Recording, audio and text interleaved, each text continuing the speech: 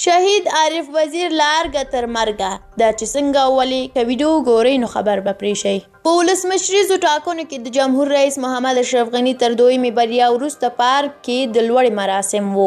د ملي تلویزیون پر سکرین لیدل کېدل چې د ولسمشرۍ ماڼۍ د تشریفاتو کارکوونکي ځانګړي بلل شوي خلک د لوړې تر ځایه بدرګه کوي.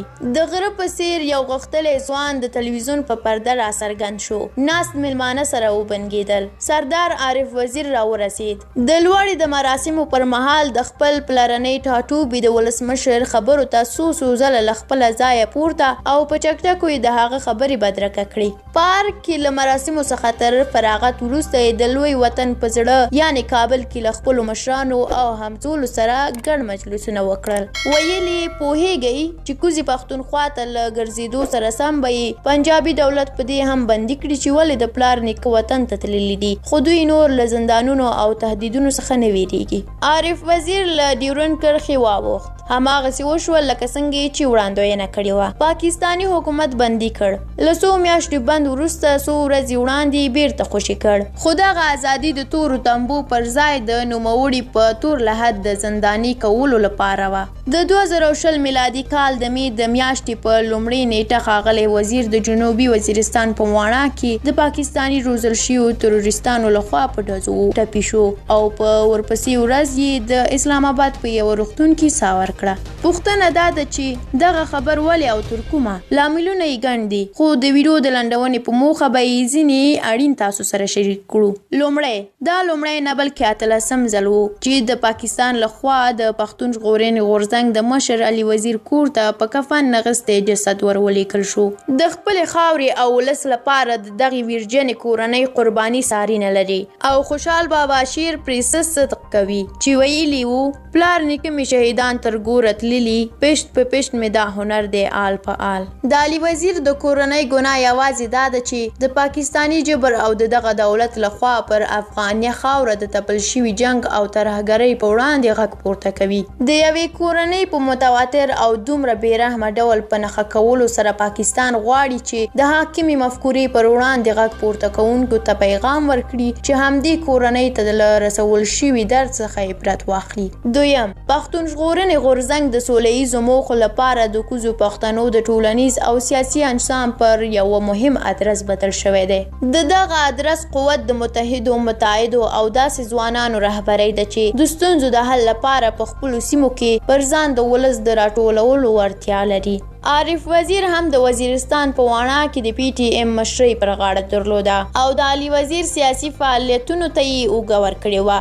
پاکستان د پښتنو او په ټوله کې د افغانانو په منځ کې هغه اشخاص په مستقیم ډول او د خپل روزل شویو ملیشو په واسطه هدف ګرځوي چې د پرګونو د یووالي ظرفیت لري او د افغان ملت لپاره ګریوان ته پینې لګوي. هغه د شاعر په ژبه چې د سر سړی مو وژني او د کار سړی مو وژني، دښمن زموږ هوښیار دی، هوښیار سړی مو وژني. دریم، که څه هم پاکستان په پښتونخوا کې د ترهګرۍ د ودرېدو خبره کوي خو په دغه خاوره د ترهګرو، طالبانو او نورو تروریستي شبکو پراخ شتون ته په کتو سره داسې بریښي چې د پنجاب د نسل پرستي، غلیبي او تاوتریخجن مذهبي افراطیت، ائتلافي مفکورې لا هم د افغان انسان د متواتر قتل عام لوی اسباب دی. څلورم، پاکستان له لسیزو د کوزو او برو افغانانو ترمنځ د هویتي مشترکاتو د محویې او د پښتونخوا میشتو وګړو د جبري پاکستاني کولو هڅې کوي. د PTM د نورو غړو په څیر عارف وزیر په خورا بې باکۍ له افغانستان سره د خپل اجدادي تړاو یادونه په علني ډول کوله. له تپل شوي مصنوعي هویت سره د اصیل افغاني هویت ټکر د پښتون ژغورنې غورځنګ د غړو په ګډون د محکومې پښتونخوا د لسګونه زره افغانانو په مرګ تمام شوې ده. د عارف وزیر د مرګ همدغه خونړۍ تسلسل یوه کړۍ ده. لکه هغه یو شاعر چې ویلي پښیمانه نه یم په ناره د لر او بر دې مړ شم، ما یې د واورې اوبه څښلي په سپین غر دې مړ شم. پنځم، د پښتون ژغورنې غورځنګ د عدم تشدد تګلارې پاکستان تر بل هر څه زیات اندېښمن کړی او غواړي چې د غورځنګ د رهبرۍ او غړو په پارولو سره دوی تاوتریخوالي ته وپاروي تر څو د مصلحي بغاوت هیواد او ترهګرۍ په نوم یې وځپي. دوی فکر کوي چې که دغسې وشي نو په دې کار سره به لږ تر لږه څو لسیزې نور هم د پښتونخوا پر خاوره څوک د خپل ځانګړي هویت فرهنګ حقونه او له افغانستان سره د تاریخي تړاو خبره بیا ونه کړی شي.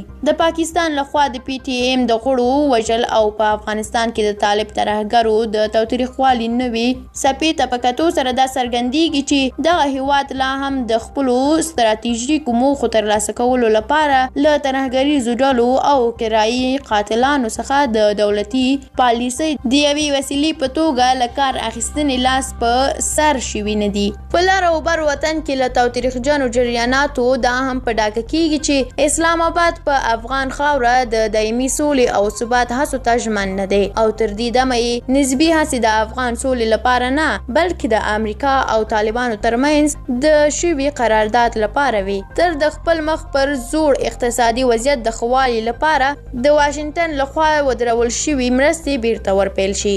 څه باید وکړو؟ لومړی دغه وضعیت ته په کتو سره د لر او بر افغان مشران تاریخي رسالت لري چې سیاسي اختلاف یو طرف ته کړي او د ملت په یک پارچګي کار وکړي. پاکستان چې تل یې د پښتونخوا له خاورې څخه د تروریستي شبکو د پالنې لپاره د یوې حایلې سیمې په توګه استفاده کړي، مخه یې یوازې د پښتون ژغورنې سوله ییز غورځنګ په پیاوړتیا نیول کېدلی شي. افغانان اړ دي چې د خپل نسل کشي د ودرولو لپاره د دغه غورځنګ کلک ملاتړ وکړي. دوهم، د افغان سولې پروسې د بریالیتوب په صورت کې پاکستان ته د طالب د راوستلو لپاره د امریکا غځېدلی لاس هم راټولیږي چې ورسره به پر پاکستان د امریکا انحصار کم شي. واشنګټن له وړاندې په دې فکر کې دی چې پنجاب د چین کمپ ته داخلېدونکی دی، نو د طالب ممکنه پخلاینې په صورت کې د دې احتمال ډېرېږي چې افغانان د امریکا کلک متحدین اوسي. خو بیا هم په سیمه کې له لویو تحویلاتو په ځانګړې توګه د افغانستان سولې پروسې سره باید ډېر معقولانه چلند وشي. دریم، د افغان وژنې بېرحمانه لړۍ ته د نړۍ پام رااړول هم د وخت له ضرورتونو څخه دی. که څه هم افغانان د خپل غږ رسونې د معتبرو او معاصرو وسیلو له کمښت سره مخ دي، خو بیا هم که ځوانان د بې ضرورته مقطعي او غیر متمرکزو بحثونو پر ځای په ټولنیزو رسنیو کې خپله ملي داعیه بیان کړي او سیاسي مشران د فعالې ډیپلوماسۍ له لارې تر نړۍ د خپل ملت غږ په معاصر ډول ورسوي، دا چاره ممکنه ده. څلورم، له لسیزو وروسته په پښتونخوا کې د پښتنو د قاتل نوم په زغرد اخیستل او پر وړاندې نوې ټوکېدلې مزاحمت هیله بخښونکی پرمختګ دی. خو په افغانستان کې د پاکستاني نفوذ لپاره د زمینه برابرونکي طالب پر وړاندې لا هم جمعي سکوت نه دی مات شوی. د لر وطن له افغان څخه د بر وطن افغان باید د ګډ قیام الهام واخلي، ترڅو په یو وخت کې د ملت ژغورنې مبارزه په همغږۍ پر مخ ولاړه شي، ځکه چې راتلونکي 1 یا 2 کلونه د ټولو پښتنو او افغانانو او حتی ټولې سیمې لپاره برخلیک ټاکونکی دی. درنو لیدونکو ډیره مننه چې ویډیو تر پای ولیدله. که ویډیو مو خوښه شوې وي لایک یې کړئ. د همداسې ډیرو ویډیوګانو د لیدلو لپاره زموږ یوټیوب چینل درسره سبسکرایب کړئ. تر بلې ویډیو الله مو مل شه. ښه وخت ولرئ.